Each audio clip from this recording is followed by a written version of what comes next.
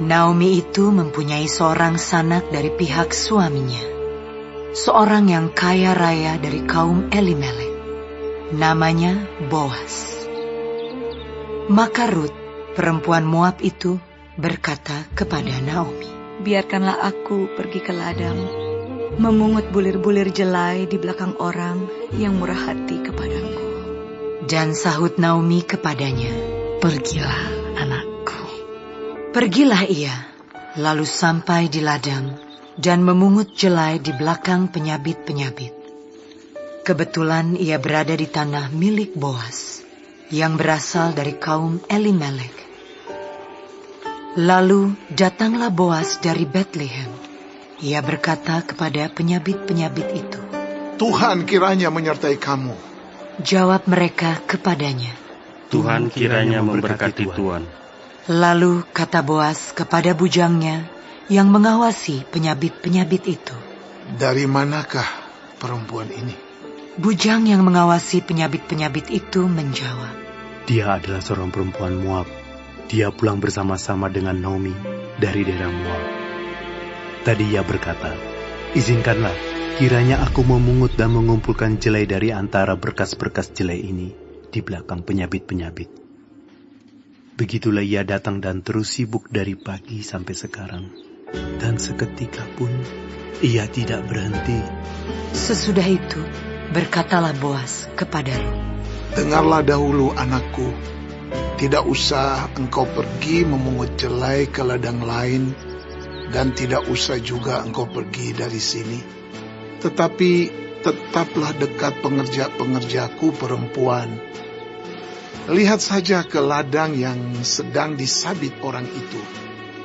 Ikutilah perempuan-perempuan itu dari belakang, sebab aku telah memesankan kepada pengerja-pengerja lelaki, jangan mengganggu engkau.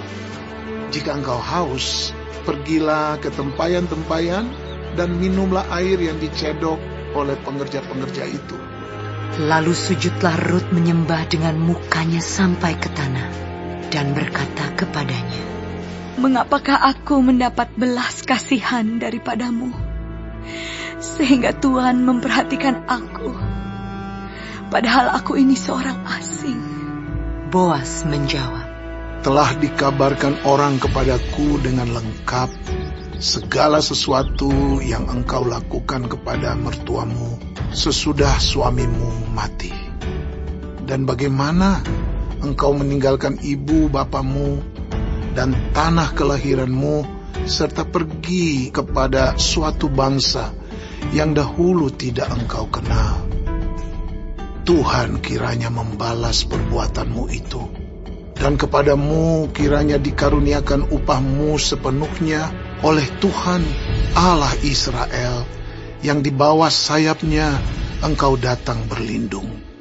Kemudian berkatalah Rut, "Memang aku mendapat belas kasihan daripadamu, ya Tuanku, sebab Tuhan telah menghiburkan aku dan telah menenangkan hati hamba-Mu ini. Walaupun aku tidak sama seperti salah seorang hamba-hamba-Mu perempuan." Ketika sudah waktu makan, berkatalah Boas kepadanya, "Datanglah kemari, makanlah roti ini, dan celupkanlah suapmu ke dalam cuka ini." Lalu duduklah ia di sisi penyabit-penyabit itu, dan Boas mengunjukkan bertih gandum kepadanya. Makanlah Rut sampai kenyang, bahkan ada sisanya. Setelah ia bangun untuk memungut pula, maka Boas memerintahkan kepada pengerja-pengerjanya, "Dari antara berkas-berkas itu pun ia boleh memungut, janganlah ia diganggu. Bahkan haruslah kamu dengan sengaja menarik sedikit-sedikit dari onggokan jelai itu untuk dia dan meninggalkannya, supaya dipungutnya. Janganlah berlaku kasar terhadap dia." Maka ia memungut di ladang sampai petang. Lalu ia mengirik yang dipungutnya itu, dan ada kira-kira seeva jelai banyaknya.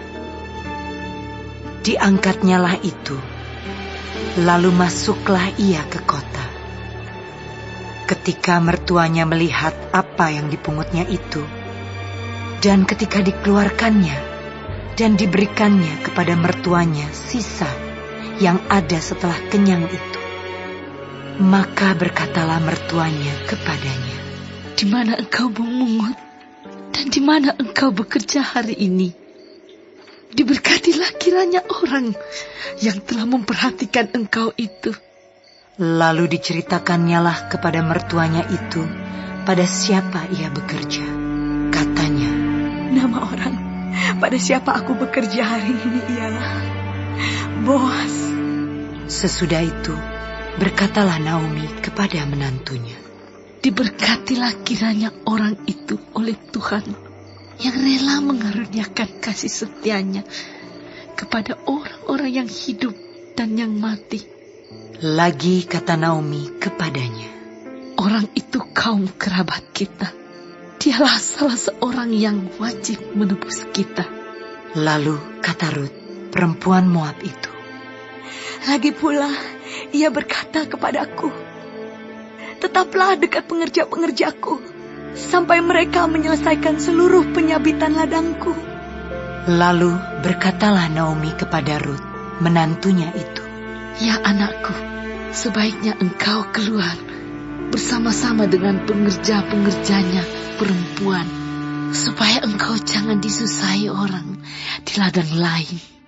Demikianlah Rut tetap dekat pada pengerja-pengerja perempuan Boas untuk memungut, sampai musim menuai jelai dan musim menuai gandum telah berakhir. Dan selama itu ia tinggal pada mertuanya.